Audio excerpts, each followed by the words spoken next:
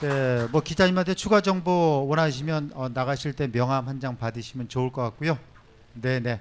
네, 우리 기자님을 위해서 매경 이코노미 많이 구독들 해주세요. 네, 부탁드립니다. 네, 기자님 수고하셨습니다. 네, 네, 바로 다음 순서 넘어가겠습니다. 네, 장우철 대표님 오신 거죠? 네, 네, 오신 것 같습니다. 네. 자, 두 번째 강의가 저희 외식산업의 피포팅 전략 푸드테크라고 하는 제목이고요. 장정민 교수님, 강사님 오셨죠? 아, 네네. 네. 네. 그러면 주식회사 조이세이의 장우철 대표님 모셔갖고선 저희 강의 듣기로 하겠고요. 대표님께서는 제가 이제 앞으로 슬쩍 이렇게 나오게 되면 좀 강의를 서서히 정리를 해주시면 고맙겠고요. 이번에도 회원님들께서 아주 생생한 그런 또 내용이 나올 것 같으니까 보시고 많은 질문 짧게 해주시면 강의 더 좋아질 것 같습니다. 네. 이렇게 저희 학회를 위해서 고생해 주시고 또 준비를 해 주셔서 대표님께 감사드립니다.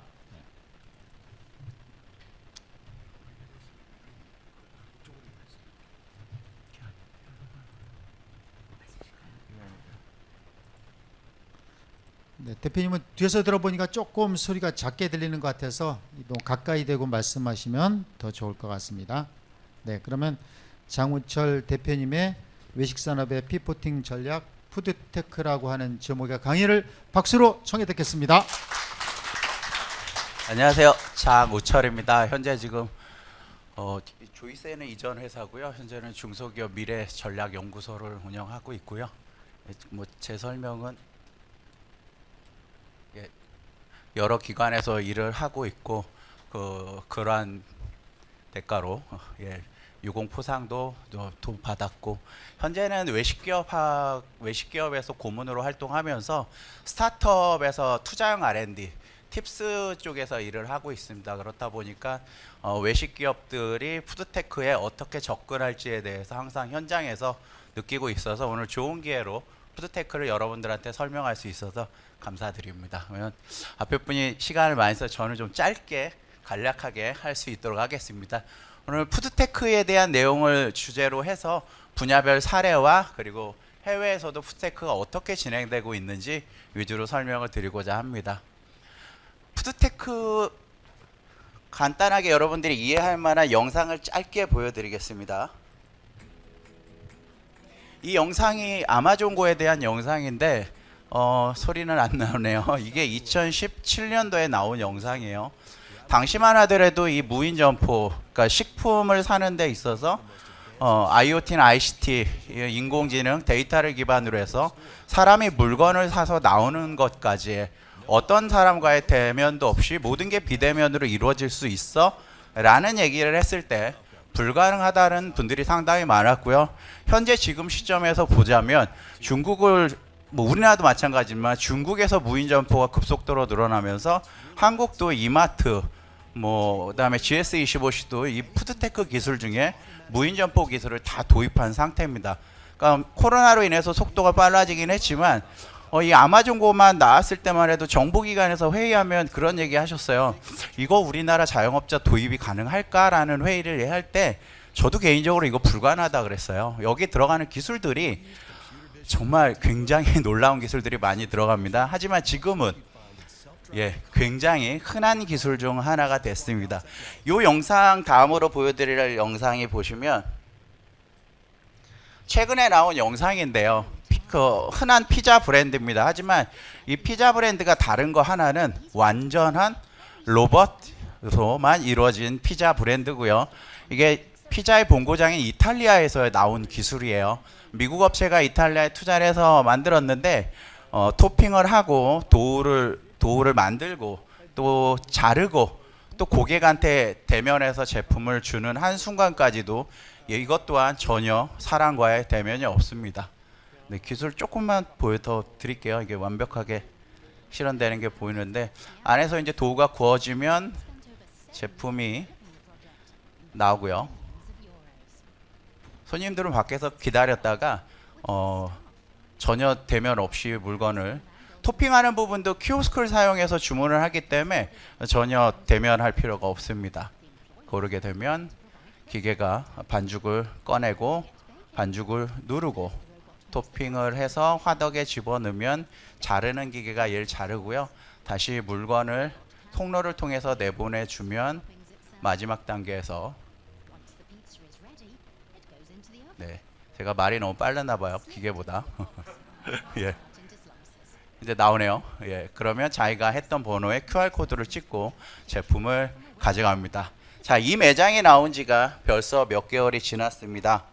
이렇듯 우리 주변에서 푸드테크란 놀라울 정도로 급속하게 우리 주변에서 들어오고 있는데, 푸드테크란 그 이전부터 있었습니다. 우리 주변에.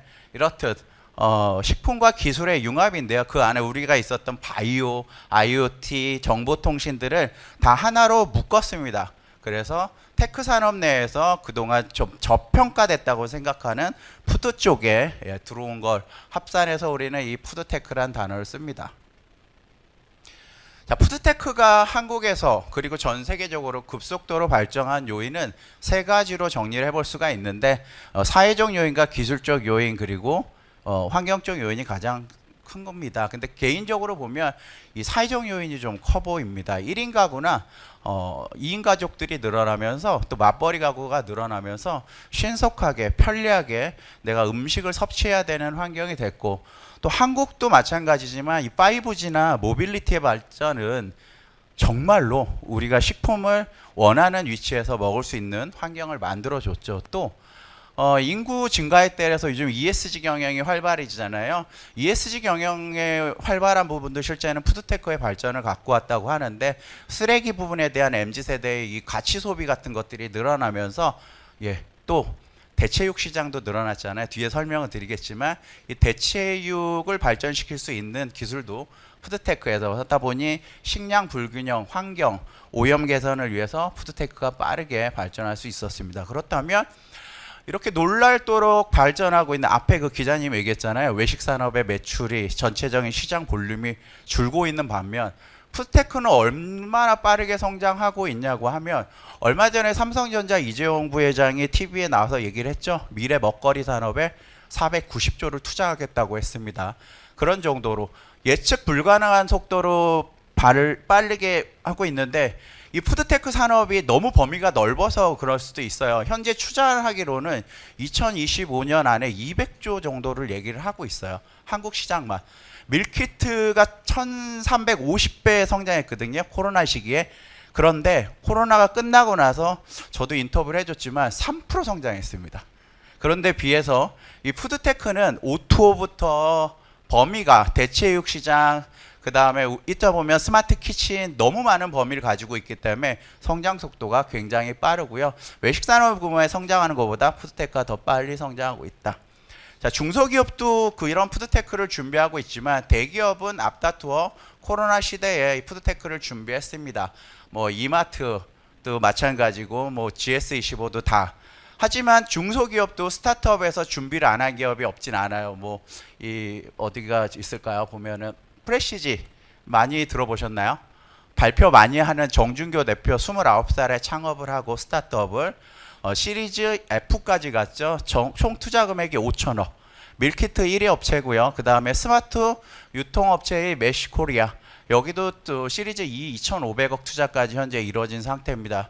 이런 중소기업 스타트업들이 산업의 범위를 넘어서 외식업 시장에 들어오면서 대기업과 중소기업 스타트업들이 경쟁하는 푸드테크 시장들이 현재 형성되고 있습니다. 자, 우리 현실에서 MZ세대가 아침에 일어나면서부터 푸드테크를 어떻게 경험하는지의 이 사례예요. 아침에 일어나면 오늘 뭘 먹을지를 핸드폰을 통해서 검색을 합니다. 이건 빅데이터나 AI이기 때문에 가능합니다. 내가 즐겨 먹었던 음식을 내가 즐겨 먹던 웹이나 사이트에서 저만을 위해서 보내주면 학교에 가죠. 학교에 가면 근거리 통신망을 통해서 뭐 스타벅스 가야 되잖아요. 그러면 스타벅스에 주문을 하고 스타벅스를 또 먹죠. 저녁에 뭔가를 또 먹기 위해서는 또 중간에 간식을 먹기 위해서도 앱을 통해서 근거리 통신을 통해서 내가 원하는, 또 중간에 나는 집에 온 친구들은 배달 앱을 통해서 집에서 음식을 시켜 먹는 거, 이런 게 다 푸드테크의 현상이고요. 우리 MZ세대들은 푸드테크가 아침에서 자기 전까지 익숙하게 일상생활에 들어와 있습니다.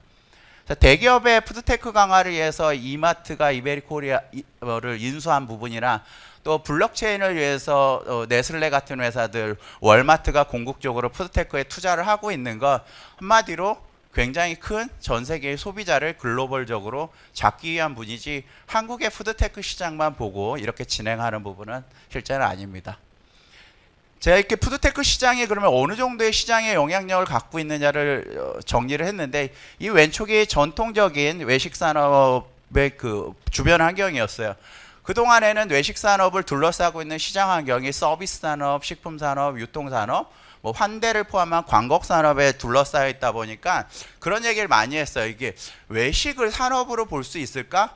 아니면 관광이나 식품의 하위 카테고리가 아닐까? 서비스의 한 분야가 아닐까라고 얘기할 때 외식인의 한 사람으로서 굉장히 기분이 나빴지만 뭐 그닥 반대할 수 있을 만한 논리는 많지 않았어요. 그런데 푸드테크 산업이 실제로 산업으로서의 이름을 알리기 시작하면서 이 모든 산업을 통폐합하기 시작했습니다. 서비스, 관광, 식품, 유통을. 왜냐하면 푸드테크에서는 범위가 균형이 없어요. 이게 다 그 벽이 무너진 상태고요. 그리고 나서 이 바운더리에 있는 것들을 정리를 해봤더니 그럼 도대체 푸드테크가 시작이 어디고 끝이 어디야? 시작과 끝은 있어요. 물론 이제 그게 눈에 보이는 시작과 끝은 아니겠지만 시작을 얘기한다면 스마트 농업에서부터 시작합니다. 바로 스마트팜이나 에그테크를 푸드테크의 시작점으로 보고요. 유통, 라트마일이라는 요즘 얘기 많이 나오잖아요. 고객한테 최대한 빠르게 제품을, 뭐 이 부분까지도 푸드테크다 보니까 오토 서비스나 ICT 복합 기술까지가 푸드테크고, 우리 분야, 순수 외식 분야의 푸드테크 분야를 얘기 드릴 수 있는 부분은 스마트 식품 가공에서 현장에서 이루어지는 협동 로봇을 통한 거, 그 다음에 대체 식품, 스마트 키친, 이런 것들이 푸드테크 분야로 볼 수가 있을 것 같습니다. 자, 그러면 분야별로 방금 말씀드린 거를 분야별 사례를 통해서 또 우리 산업에 한국에 있는 기업들이 어떻게 하고 있는지를 좀 집중적으로 들여다보겠습니다. 우선 푸드테크 분야 중 스마트 농업입니다. 우리나라에서는 초기 농업의 형태를 갖고 와서 아직 푸드테크 기업까지 간 회사가 많지는 않아요. 그러니까 여러분들이 보여줄 만한 회사는 없는데 미국에서 보면 굉장히 오래된 회사거든요. 이 1869년에 만들어진 회사인데 이 회사는 점점 발전을 해서 현재는 테크놀로지 회사를 인수해서 농업의 중심에 있던 회사가 푸드테크 기업으로 탈바꿈했습니다. 자, 스마트팜입니다. 스마트팜과 에그테크하고는 조금 비슷하지만 다른 점이 있는데, 스마트팜 같은 경우에는 이 모빌리티를 통해서 내가 농장에 직접적으로 관여하지 않으면서 농작물을 관리하면서 키우고 판매까지 할 수 있는 부분인데, 스마트팜도 상당히 발전이 많이 있죠. 뭐 굉장히 유명한 미국의 에어로팜이나 일본의 후치스 같은 회사들은 벌써 상용화를 해서 제품을 하고, 얼마 전에 영국에서도 자료가 나왔어요. 영국도 오래된 서비스 산업의 국가다 보니까 그 구도시에 안 쓰는 오래된 건물들이 많은데 안 쓰는 이 건물 안에 스마트팜을 시작을 했고요.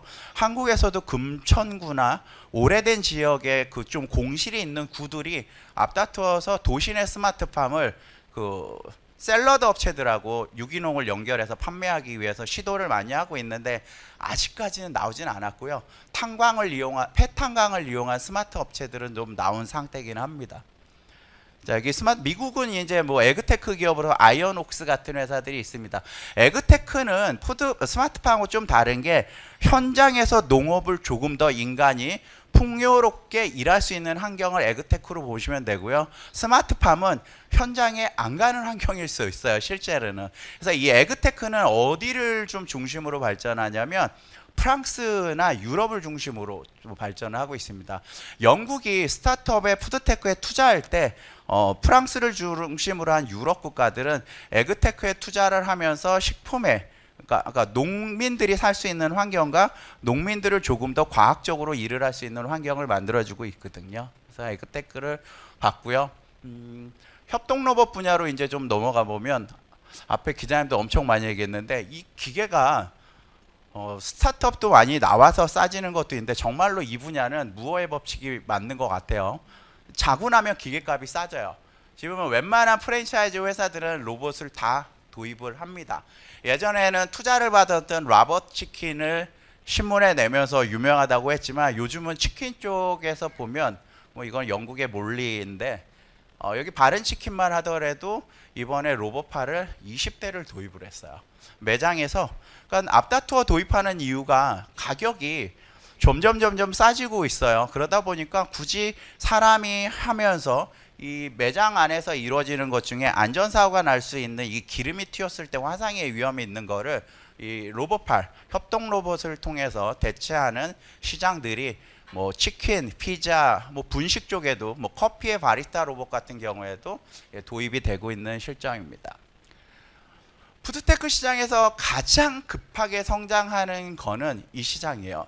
미국에서는 대체육을 개발을 해서 상장한 회사들이 많이 나왔고요. 뭐 비욘드 미트도 그렇고 많은 회사들이 벌써 나왔는데 아직까지 빠르지만 이 그 배양육 시장은 조금 환경이 어려워요. 그러니까 한국에서도 많은 교수님이 배양육에 대한 그 연구를 많이 하고 있는데 배양육은 키우는데 비용이 많이 들어가다 보니까 뭐 귀리나 오트밀, 콩 같은 거를 사용한 대체육, 엄밀히 말하면 육이라는 단어를 붙여야 되는지 저도 잘 모르겠고 아직까지는 식약처가 별 말은 안 하지만 어떤 평가가 있을 것 같아요. 이런 대체육 시장이 빠르게 났고 전통적인 목장에서의 소돼지를 키우는 시장은 감소하고 있는 게 보입니다.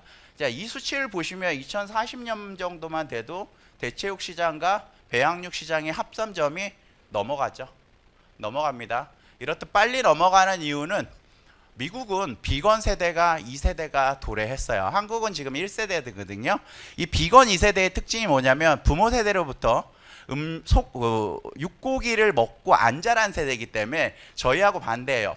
육고기를 주면 오히려 그 맛을 몰라요. 오히려 모르기 때문에 미국은 속도가 빨리 있고 한국은 트렌드하게 여대 근처나 이 강남을 중심으로 한 비건 세대들이 이제 막 결혼을 하고 있기 때문에 그분들이 아이를 비건으로 키우는 앞으로 한 10년에서 15년 사이에는 이 대체육 시장의 광장이 더 한국도 활발화가 될 것 같고요. 대기업들 중심으로 해서 벌써 많이 들어왔습니다. 근데 한국에서 발전하지 않는, 그러니까 대체육에서 이 단백질을 먹을 수 있는 방법은 배양육하고 대체육하고 이 마지막이 우리가 식용곤충 분야라고 하는데 개인적으로는 이쪽이 관심이 좀 많아요. 근데 한국인들이 이 곤충을 가루로 해서 먹는 거를 좀 아직도 많이 꺼려 하시지만 영양 부분이나 키우는 거에 대해서는 개인적으로 이쪽을 좀 좋아하는 편이고요.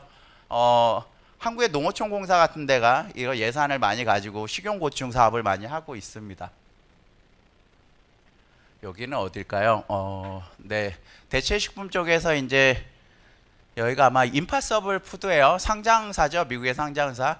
이 대체육을 만들어서 햄버거 패티를 만들었는데 이게 그 사람들이 대체육이라고 하면 야 이거 콩 갈아서 압축한 거 아니야라고 얘기하지만 실제는 이 안에 기술이 있어요. 그 중에서 그 가장 큰 기술은 고기의 향과 맛, 이 색깔, 육질을 내는 부분인데 이마저도 콩에서 추출한 이제 레그 헤모글로빈이라는 걸 가지고 이런 고기하고 똑같은 색깔을 낼 수 있게 하는 기술이 있거든요. 한국에서도 이걸 연구하는 학교와 교수님들이 있습니다. 네, 여기는 이제 비욘드 마트라고 한국의 그 대기업과도 손을 잡은 회사고요. 한국에 현재 진출이 되어 있는 미국의 상장사입니다. 네, 마요네즈도 현재 전혀 우유나 이런 걸 안 쓰고 유제품 글루텐이 아예 안 들어가 있습니다. 소화도 잘 되고요. 먹어서 살찌는 것. 그러니까 대체육으로 만들 수 있는 제품의 특징 중에 뭐냐면 고단백에 비해서 지방이 굉장히 낮아요. 그렇기 때문에 우리 몸에 필요한 영양소들로만 만들 수 있다라는 부분인 것 같아요. 또 이 핀란드 회사로 기억하는데 이 아마 여기가 VTT라는 회사일 거예요. 커피를 배양했어요. 커피 어떤가요? 혹시 커피 쪽에서 계신 분들 알겠지만 요즘 커피 가격이 장난 아니죠. 그 이유는 지구 온난화 문제로 인해서 브라질에서 절반 이상의 커피 나무가 죽었어요. 그래서 브라질산이 올라가니 이 가격 파동이 이디오피아나 케냐로 넘어가고 있고요. 개인적으로 커피나무를 심는 행위도 산림을 파손해야 되는데 유럽에서는 커피나무를 심지 말고 커피를 배양하자는 운동이 일어나고 있어요. 근데 테스트를 하고 실험을 했는데 맛이 동일하다고 합니다. 이렇듯 이런 분야도 푸드테크인 것 같고요. 한국에는 없을까 찾아보니까 한국의 중소기업들도 이 실크 슈페너라고 해서 여기도 쌀 단백질일 겁니다. 이렇게 유당을 먹어야 되는 것 중에 쌀이 갖고 있는 효능 같은 거를 빼내서 만든 음료에다 집어넣었어요. 한마디로 커피 안에서 우유까지 빼버리면 얘도 비건 푸드가 될 수가 있거든요.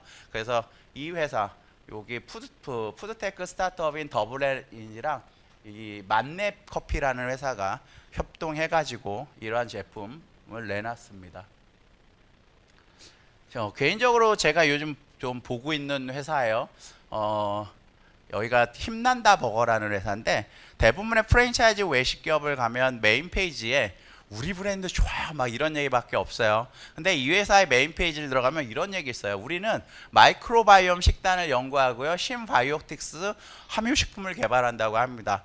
이 회사는 A벤처스라고 농림부에서 인증도 받았고 회사가 지금 투자를 받고 스타트업 시리즈에서 아마 프리에이까지 간 회사로 제가 알고 있는데 굉장히 고가의 햄버거인데도 불구하고 글루텐 프리를 선언했기 때문에 패티와 빵을 동시에 섭취했을 때 소화가 굉장히 잘 돼요.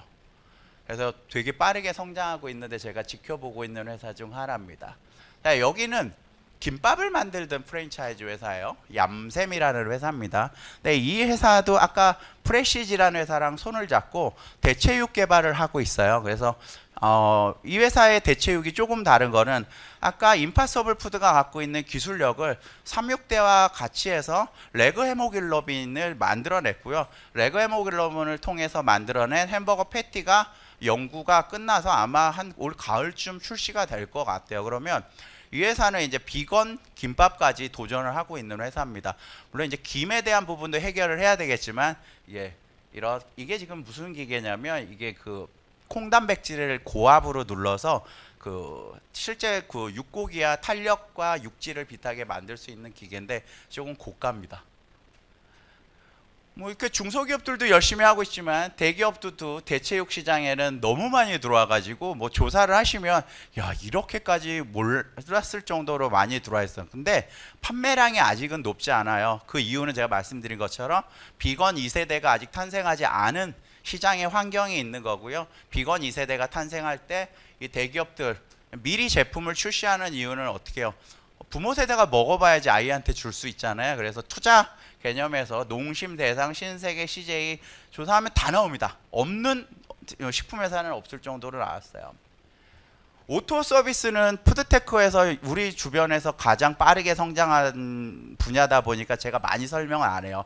왜냐하면 이제 배달의 민족이 오토 서비스에서 굉장히 크게 각광을 받았고 투자를 받았고 했지만 또 실제로는 이 신용품 쇼핑에서 이 마켓컬리나 또 아니면 뭐 스타벅스의 사이렌 오더 같은 것도 보시면은 다 오토 서비스 하나일 것 같아요. 이렇듯 오토 서비스는 우리 주변에서 굉장히 빠르게 성장하고 있습니다.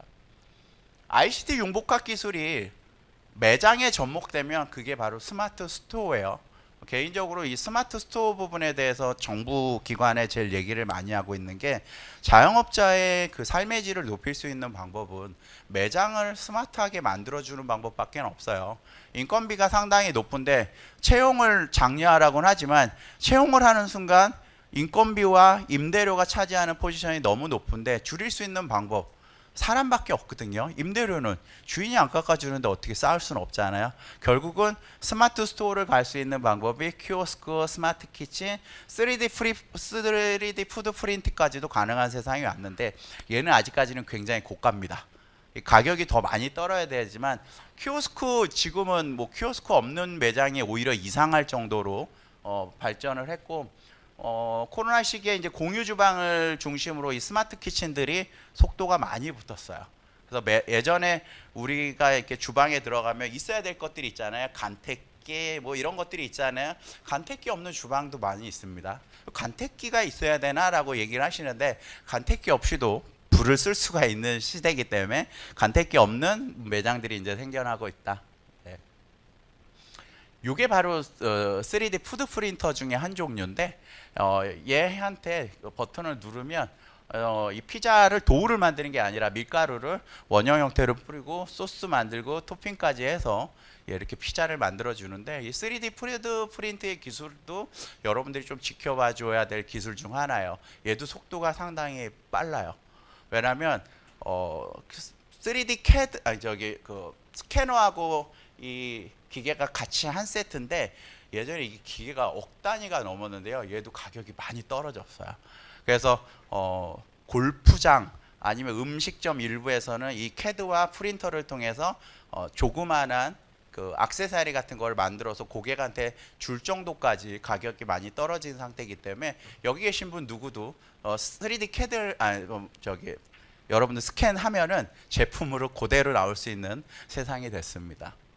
자, 여기는 외식인이라는 회사인데 신기하게도 이 데이터를 공대 교수님들하고 얘기하면 외식 분야는 데이터가 참 많아 보이는데 이 데이터를 선형으로 보고 싶어라면 주시는 분들이 없었어요.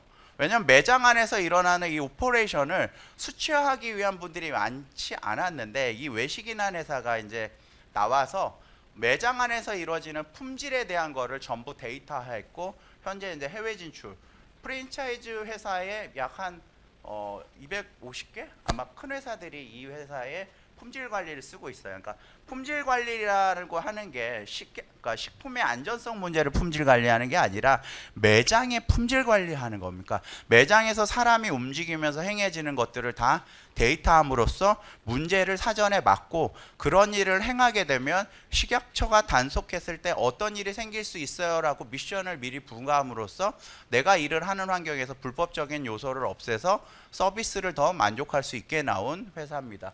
이 회사도 현재 시리즈 A까지 간 회사예요. 푸드테크 범주에 속하는 기업들을 우리 주변에서 찾아보니까 너무 많아요. 베어로보틱스, 아까 요런 기계들, 그 다음에 지구인 컴퍼니가 아직 매출은 낮지만 식물성 고기 부분, 그 다음에 누비랩이나 제가 좋아하는 회사는 또 이 고피자인데 여기는 한 번 더 설명드리고요. 디보션 푸드, 슈랩 이런 회사들이 외식 분야로 넘어오고 있는 푸드테크예요. 조금 안타깝지 않나요? 실제 외식 산업에 있는 회사가 기술을 가지고 창업한 회사들이 대부분 아니라 테크 쪽에 있는 회사들이 푸드로 넘어온 형태들이에요. 대부분은 대표들의 이력을 보면 카이스트 출신들이 좀 많고요. 공대 출신들이 많아요. 그게 조금 안타깝긴 합니다. 자, 고피자부터 이렇게 지구인 컴퍼니는 조금 더 자세히 해놨는데 고피자만 좀 설명을 드리면 이 회사가 현재 시리즈 B까지 간 회사예요. 누적 투자 금액이 현재 200억이 넘은 회사고요. 200억이라는 투자 금액을 바탕으로 고피자가 1인 피자인데 매장을 약 한 280개를 현재 깔고 있습니다. 이 회사는 인공지능, 그 다음에 매장에서 일어나는 그 위험한 부분들을 다 기계가 대체할 수 있게 하고 있지만 아직까지는 그 단계까지는 안 갔어요. 나중에 이 고비스 그리드라 그래갖고 인공지능을 통해서 제품을 만들고 판매하게 되는데 이 회사의 특징이 되게 재밌는 게 한국의 매장을 진출한과 동시에 인도에도 동시에 매장을 진출했어요. 인도와 한국에서 동시에 매장을 스타트업해서 인도에서도 각광받고 있는 회사인데 이 고피자 대표도 카이스트 경영공학을 전공한 친구입니다. 이렇듯 많은 기업들이 있고요. 지방 자치단체나 중앙정부에서는 이 푸드테크에 대한 어떤 일들을 하고 있냐를 좀 보니까 개인적으로 저도 이 푸드테크를 조성사업에 자문위원을 계속 하고 있는데 구리시 가시면 구리 농산물센터 있죠? 이게 없어집니다. 얘를 없애요. 여기 가면 올드하고 막 지저분하고 그래요. 이거를 푸드테크 산업에서는 다 없애고 거기서 많은 걸 테스트할 수 있고 MZ세대들이 올 수 있는 공간으로 탈바꿈하기 위해서 푸드테크 밸리라는 것들을 만듭니다. 한마디로 테크노밸리가 판교에서 각광받았잖아요. 그 시장을 바꾸기 위해서 도전하고 있습니다. 학교들도 앞다투어서 푸드테크 CEO 과정 학과를 만들고 있습니다. 서울대학교도 푸드테크 최고 책임자 과정을 만들었고 세종대도 만들었는데 1기에 민주당 고민정 의원도 있더라고요. 이렇듯 학교도 앞다투어 푸드테크 쪽에 있고요. 해외를 들여다봤더니 이제 미국은 푸드 로봇을 활용하는 쪽으로, 그 다음에 유럽은 어떤 쪽으로 가냐면 유럽에서는 그 푸드 어셈블리라 그래서 이 농산물을 직거래하면서 농산물을 사람이 직접 키우고 그 지역에서 로컬 푸드를 강화하는 쪽으로 유럽이 좀 움직이고 있습니다. 미국은 대체식품 선두주자고요. 대단하죠. 구글의 윙이나 배송 로봇 서버, 우리나라의 배민도 가장 많이 연구하는 부분이 이 자율주행 로봇이에요. 배달하는 부분에 사람이 아니라 기계가 배달할 수 있는 부분에 하는데, 미국은 공간이 땅이 너무 넓다 보니까 이 배달하는 부분에 대한 거나 대체식품, 이 고기를 많이 먹는 서구 문화 때문에 굉장히 그 보건 의료적으로 문제가 높다 보니까 빠르게 그쪽에 투자가 많이 늘어나고 있고요. 또 중국은 커피를 많이 하죠. 중국에 가시면 스타벅스, KFC 이런 메이저 회사들이 중국에서 특색 있는 매장들을 많이 갖고 있는데, 스타벅스도 차이니즈 채식 메뉴, KFC도 녹색 간판을 달았습니다. 중국에서. 그리고 뭐 비건 가제 요리, 그리고 여기 세 개 업체는 중국이 키우고 있는 업체죠. 이거 보니까는 공룡을 시진핑으로 모사하고 이 세 개 회사의 대표님들이 공룡 위에 타고 있는 사파를 본 적이 있는데, 경제주도 발전에 이 알리바바부터 시작해서 텐센트, 중국이 전략적으로 키우고 있는 세계 회사도 푸드테크 쪽에서 오토 서비스를 하고 있는 업체들입니다. 자, 영국은 투자 쪽에서 중심적으로 해요. 서비스, 그다음에 이제 금융의 중심지다 보니까 푸드테크 산업에서 성공하고 싶으면 영국을 가란 말이 있는데, 금액이 어마어마하게 많습니다. 유럽에서도 1위고요. 전 세계에서 가장 많은 금액을 투자를 했고, 이 구스토는 5년간 5천만 파운드를 투자받았어요. 5천만 파운드 한번 계산해 보세요. 천문학적인 숫자입니다. 자, 프랑스 이 영농에서 이제 에그테크를 가장 많이 발전시키는데, 바티봇이나 커팅램, 커넥 같은 앱을 개발해서 어셈블리도 그렇고 마찬가지고요. 개발하고 있는 국가고. 이 부분은 조금 이렇게 보면서 우리가 생각할 부분인 것 같아요. 푸드테크가 발전하는 와중에 한국은 왜 이렇게 오토 서비스만 발전했지? 배달 앱만? 그런 문제가 있고요. 또 갑자기 밀키트가 성장했다가 코로나 끝나면서 성장률이 확 낮아졌어요. MZ세대가 가치 소비를 하는 환경 문제를 고민하다 보니까 이 밀키트가 성장할 때는 몰랐지만 고가격, 거기다가 환경 문제가 너무 심각합니다. 일회용품을 마구잡이로 만들어내는 문제까지. 그래서 밀키트가 과연 푸드테크에서 얼마만큼 자리를 매김할지는 좀 지켜봐야 되고요. 한국을 좀 보면 푸드테크 관련 이제 규제 개선과 육성 펀드 같은 것들이 조성이 빠르게 돼야 돼요. 그러니까 대기업 중심으로만 이루어지고 있고 정부 주도로 푸드테크가 이루어지고 있지는 않는 것들. 그리고 스마트 팩토리 보급을 전 정권에서 했는데, 앞으로의 정권은 이 자영업자를 위한 스마트 스토어 같은 보급을 통해서 우리 외식의 자영업자들이 조금은 편리한 세상에서 일을 할 수 있는 환경을 좀 만들어주면 좋겠고, 푸드테크 산업에 대한 진흥법도 개정이 되면 좋겠고요. 이 푸드테크 관련한 인증도 신설이 돼서 안정하게 관리가 되면 좋겠습니다. 그리고 푸드테크 회사들이 계속해서 이 테크 중심의 회사들이 합병하면서 시장을 키우고 있는데, 이 외식 산업의 중심인 기업들이 조금 더 앞으로 나서면 좋겠고요. 마지막 말씀은 기업 그리고 대학 연구소 산학이 협동으로 해서 푸드테크 산업을 같이 발전시켜야 되는 거지, 특정 산업이 발전시키는 분야는 아닙니다. 특히나 여기 오신 분들은 다 외식 산업에 종사하거나 연구하시는 교수님들이잖아요. 우리 산업의 중심이 푸드테크라고 생각을 하시면 외식 산업 이꼴 푸드테크 산업입니다. 그러한 자랑스러움이 있으면, 테크라는 게 우리 학생들도 그렇고 되게 어렵게 생각하지만, 아까 예를 들었던 기업들 보면 알겠지만요, 기술은 누구나게나 평등하게 존재하는 거지 특정 기업이 갖고 있지 않습니다. 우리가 도전할 수 있으면 푸드테크 산업에서 우리의 자리를 매김할 수 있을 것 같습니다. 부록은 책의 뒤에 부분인데, 기술사업화 부분인데, 시간이 되신 분들은 읽으면 좋겠습니다. 네, 이상으로 마치겠습니다. 감사합니다. 네, 장우철 대표님, 저희들이 꼭 필요한 사항을 아주 흥미롭게 또 해박한 지식으로 말씀해 주셔서 감사드립니다. 네, 네, 장 대표님 강의에 대해서 우리 회원님들 질문 한번 하시죠. 네. 네, 노영 교수님. 네. 먼저 하십시오.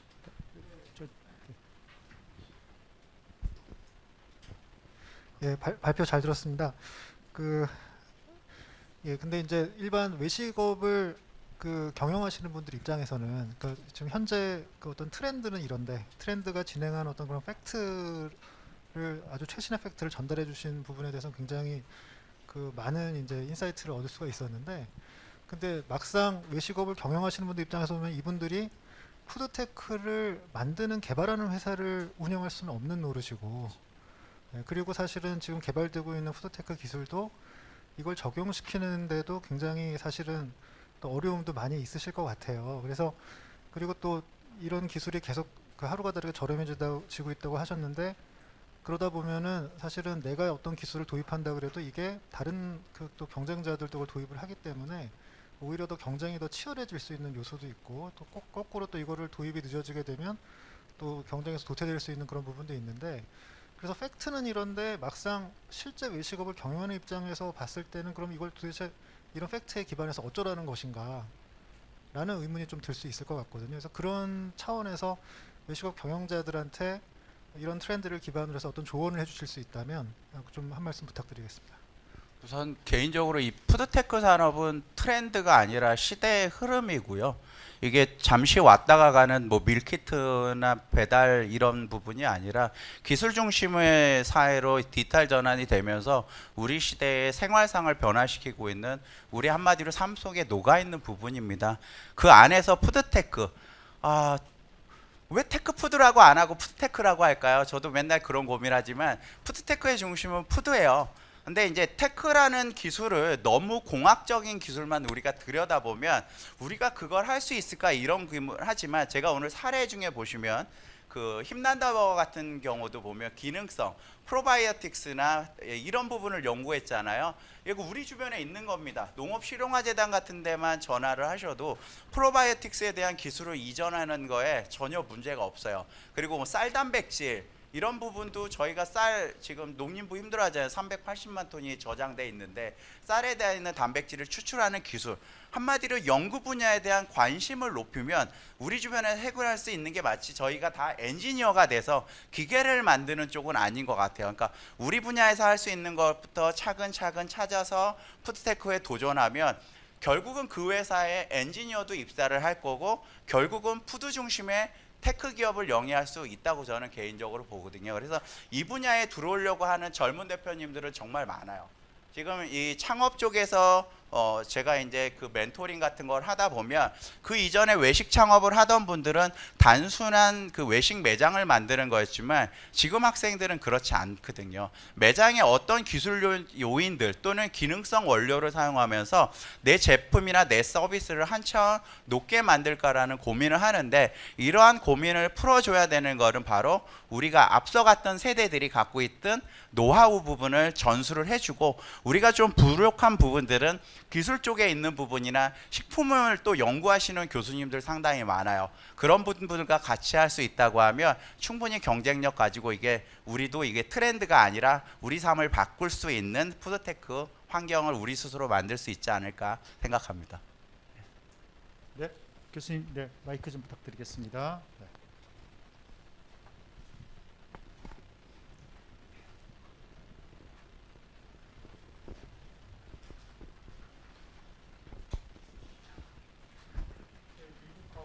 네.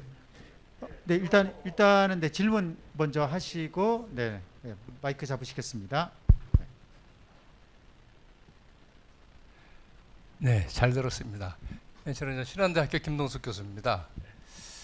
제가 이제 거두절미하고 우리 차장께서 설명을 하지 말아 그랬으니까 설명 안 하겠습니다. 이제 저도 예전 20년 전에 제가 대체육 패티 개발해 가지고서 콩고기 가지고 대량 생산하는 그런 논문을 같이 할 때 한 적이 있었거든요. 근데 문제는 이런 대체육 콩고기가 들어갈 때 제일 큰 문제가 맛을 내기 위해서 소금을 많이 넣을 수밖에 없어요. 나트륨. 요즘 같으면 저염 시대하고 좀 정반대죠. 그게 뭐냐면 우리가 이렇게 생각하시면 될 것 같아요. 조금 설명 더 드릴게요. 된장을 담을 때 우리가 소금물에 담그잖아요. 소금이 일종의 그런 위생 효과도 있고 또 맛도 있고 여러 가지 효과는 소금이잖아요. 근데 이런 소금이 실은 이 칼의 양날의 그런 면적이 있더라. 그래서 그럼 이런 대체육에서 콩의 그런 맛은 없애고 소금은 넣어서 이제 약간 기호성은 높이는데 중요한 것은 일반 고기하고 차이점 바로 뭐냐면 이게 고기를 먹으면 구수한 맛이 나잖아요. 그게 바로 일종의 콜레스테롤이거든요. 그래서 단백질 섭취할 때. 그럴 때 저지방 또 고지방 그러는데 이런 중요한 일종의 그런 텍스처도 없어지고 막 그렇더라고요. 그래서 그런 저염할 수 있는 방법이나 아니면 맛을 좀 개선시킬 수 있는 건 혹시 그런 것도 혹시 있나 싶어서 한번 여쭤봤습니다. 아까 잠깐 설명드렸죠. 미국에서 상장사가 2개가 아니라 실제는 최근에 상장사까지 하면 제가 기억으로는 4개 회사가 대체육만 가지고 상장을 했을 때 한국에서 얼마 전에 그 밀키트 문제에 대한 뉴스에서 이런 걸 다뤘어요. 생각보다 밀키트가 나트륨 함유가 너무 높더라 라는 뉴스가 나왔을 때 과연 그러면 대체육에 들어가는 나트륨에 대한 문제는 미국 기업들은 어떻게 해결하려고 할까 이런 고민을 했더니 소금에 대한 건 식약처 연구도 많이 했지만 대체 가능한 물질이 있습니다. 근데 이게 문제가 뭐냐면 아직까지도 비싸요. 되게 비싸요. 비싸다 보니까 쓰지를 못하는데 이 미국 기업들은 비싸도 그러한 원료를 쓰기 시작했어요. 그걸 다른 얘기를 조금 하자면 한국에서 기능성 원료를 가장 많이 갖고 있는 기업이 있습니다. 한국콜마예요. 한국콜마가 만든 자회사들 중에 3개가 조 단위의 매출을 올리고 있는데 여기에 있는 원료의 일부를 저희가 가져올 수만 있어도 화장품에 많이 들어가긴 하지만요. 나트륨 문제는 해결하기 위한 의지였던 것 같아요. 개인적으로 식약처랑 해야 할 때 그런 얘기를 했어요. 나트륨을 낮추라고 하지 말고 나트륨 대체 물질을 쓸 수 있는 지원을 해주면 되지. 왜 나트륨을 낮추면 지원해 주겠다고 하냐. 나트륨 대체 물질이 없는 게 아닌데 왜 못 쓰게 하냐. 비싸서 못 쓰다고 하면 지금 아까 말씀드린 무어의 법칙은 기술이 발전하면 낮출 수 있는데 소비량이 적다 보니까 낮추지 못하는 문제거든요. 대체육이 그 이전에는 소비량이 낮았어요. 그러니까 콩고기를 가지고 만들었던 시대에서 지금은 콩고기만 갖고 대체육을 만드는 게 아니라 실제 기술 부분이 함유가 될 때 이 나트륨 물질을 대체 물질로 대체하는 연구는 충분히 돼 있습니다. 지금 아까 그 얌샘이라는 회사가 나트륨을 기존의 그 고기와 동일한 수준까지 낮췄을 때 가격이 거의 소고기로 만든 패트하고 유사하게 낮춰졌어요. 그 이유는 뭐냐면 10년, 20년 전에 콩고기는 콩도요 땅에서 키우면 비쌉니다. 비싸요. 제가 아까 시간이 없어서 설명을 못 했는데 아쿠아포닉스로 콩을 기릅니다. 콩을 땅에서 기르는 게 아니라 콩에 있는 가장 좋은 물질은 콩에 있는 게 아니라 콩 흙 뿌리에 있습니다. 이 뿌리 혹에서 원료를 채취해서 하는 아쿠아포닉스 방식을 쓰기 때문에 수확량이 높다 보니 그 이전보다 원가가 인하됐어요. 한마디로 이런 거예요. 이번에도 아마 농기평에서 이 바이오 분야에서 대체육에 대한 연구개발비가 따로 나와 있거든요. 연구가 계속 이루어지고 그걸 상용화할 수 있는 기업들 그리고 외식 기업들이 그러한 제품을 가져와서 가맹점 그 다음에 B2C 개념에서 소비자한테 판매를 하면 아무리 높더라도 그 원가에 낮출 수 있는 물질을 쓸 수가 있어요. 저는 개인적으로 봐요. 소비가 안 되는데 쓰는 거는 당연히 불합리한 부분이지만 기술 발전의 이점으로 소비량만 늘어나면 쓸 수가 있고 원가를 낮출 수 있는 부분이고 현재는 그게 가능한 기술에 도달한 것 같습니다. 네, 알겠습니다. 네, 네, 그럼 짧게 네, 시간이 많이 흘러갔고요. 네. 마지막 질문으로 정리하겠습니다. 예, 안녕하세요. 저 한빛 외식산업의 김정식입니다. 저 오늘 그 장우철 교수님의 그 푸드테크 전반에 관한 최신 정보들 너무나 가슴 있게 잘 들었습니다. 네, 그 교수님 말씀 가운데 그 하나 그 아쉬움을 얘기하셨던 부분이 밀키트가 푸드테크 영역에서 얼마나 비중을 앞으로 차지할까라는 부분이었잖아요. 저도 여기에 참 아쉬움이 많고요. 그래서 이제 그 아쉬움에 대한 부분을 저는 이렇게 생각을 해봅니다.